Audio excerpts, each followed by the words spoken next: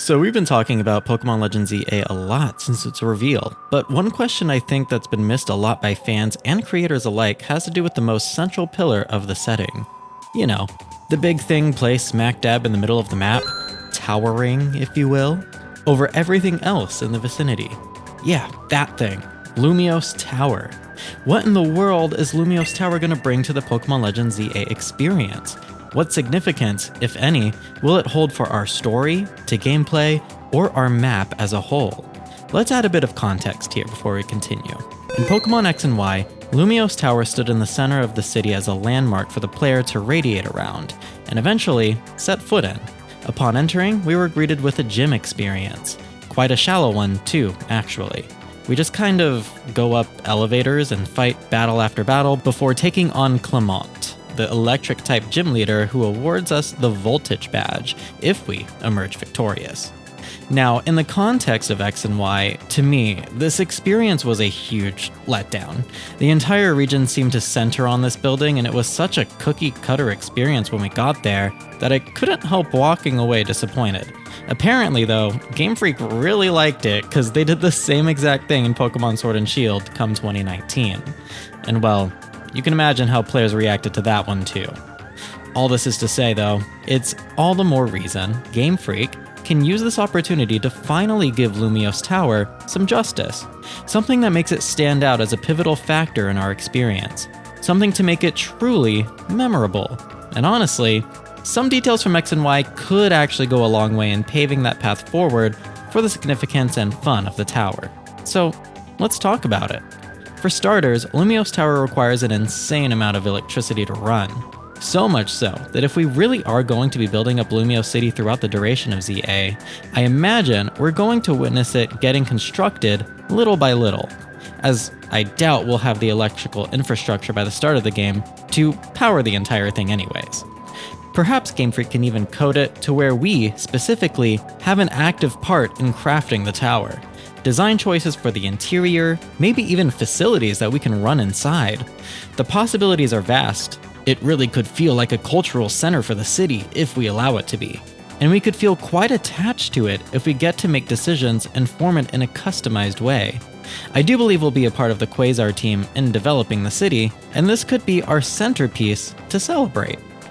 I've also seen quite a few people mention the possibility, and even their hopes, of Lumiose being a battle frontier of sorts inside. Personally, this is a relatively boring idea to me, mainly because it's been done before, but I will admit, the idea of a battle frontier taking place entirely inside of a high-tech tower could be a refreshing setting for the facility. Honestly, I do think though that the previous idea of customizing the facilities is the superior one, and maybe we could even create our own version of what we consider to be a battle frontier in our own time. Or perhaps, ¿por qué no los dos? Maybe we can get to customize the tower, and the battle frontier is a specific part of the tower we can add onto our other design choices. Possibly even be the final option we unlock for a facility, as it would be such a massive addition. Let me know though if that sounds like a good idea to you guys down in the comments, so I'm curious to hear what you guys think is possible with this whole customizing and facility structuring, if you think it's possible at all.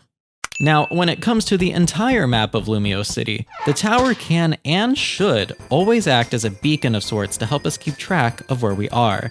With a radial map design like what Lumiose City has, it's important to be able to know which side of the circle we're at.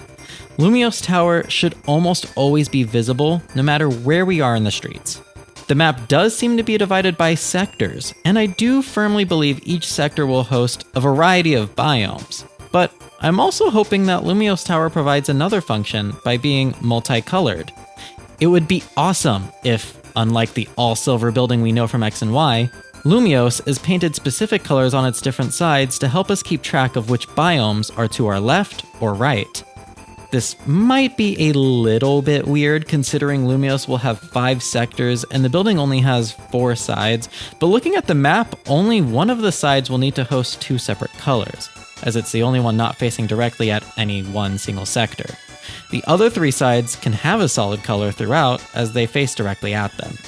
Once again, using Lumiose Tower as a location tracking beacon can help us appreciate it more in general. Now, I want to talk about the story significance. As we discussed earlier, I do think Lumiose Tower will be built up as the game progresses and essentially act as an important hub. I focused on the gameplay implications of this, but I do think it lends to the story impact as well, because it helps us define Lumiose Tower as something our character and the city cares about, as well as us, as the player. This could come full circle with the overall story involving the legendaries like Zygarde too, though. It's been a long time since I mentioned this on the channel, but I want to divert our eyes back to the logo for Pokemon Legends EA. You may or may not remember me pointing this out in the past, but the A very much resembles the shape of Lumiose Tower, while the Z very much resembles a serpent-like figure wrapping itself around it. I do still believe this is showcasing a late-game story beat where Zygarde will scale Lumiose Tower once we've gotten it built up. Likely, ultimately, climaxing in a battle against him latched onto the tower King Kong style. Not only is this an epic story scenario that offers awesome gameplay possibilities, but it also serves a purpose in making the player anxious. If all goes right with how I'm hoping we, as the player and as well as the characters and the game grow, to care about Lumiose Tower as a symbol of hope and accomplishment, it could be unsettling to see a giant monster threaten to destroy it by scaling it in such a manner, as if the monstrous Pokemon has laid claim to this tower even after all our hard work in building it. Now, I could be getting myself worked up and overhyped for things that may never come to fruition regarding this tower, but I do think this just solidifies the fact that Lumiose Tower, in the context of Pokemon Legends EA, is a giant question mark silhouette at the moment. It's a mysterious symbol on the map that we don't know what it's supposed to represent yet, at least for this game. Will my deductions be accurate? Maybe, maybe not, but maybe you have some better ones. If so, type them out in the comments section so we can all talk about it. It's gonna be fun. Afterwards, check out more of my videos like this one here where I discuss possible new mechanics for Pokemon Legends EA. I've been johtojonny, and I'll catch you all there.